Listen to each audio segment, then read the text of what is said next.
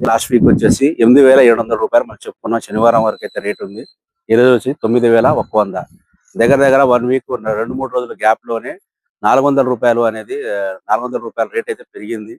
ఈ వారం చివరికల్లా 100% 10,000 రూపాయలు అయితే పత్తి రేట్ అయితే పెరుగుతుంది మార్కెట్ లో. నేను చెప్పేది మనం జిల్లాలో ఉన్న ఖమ్మం మార్కెట్ లో విషయానికి చెప్తున్నాను.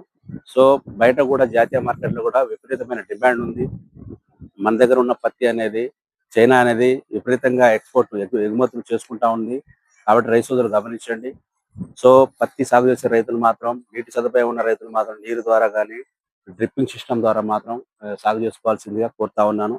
వర్షం వైపు అయితే చూడకండి, ఎందుకంటే ఎల్లిలో ప్రభావం ఉంది కాబట్టి ఎప్పుడు వర్షం పడుతుంది ఎప్పుడు పడదు అనేది మన చేతుల్లో లేదు. కాబట్టి నీటి సదుపాయం ఉన్న రైతులు మాత్రం ఖచ్చితంగా ఈ విధంగా నీరు అనేది కట్టుకోండి.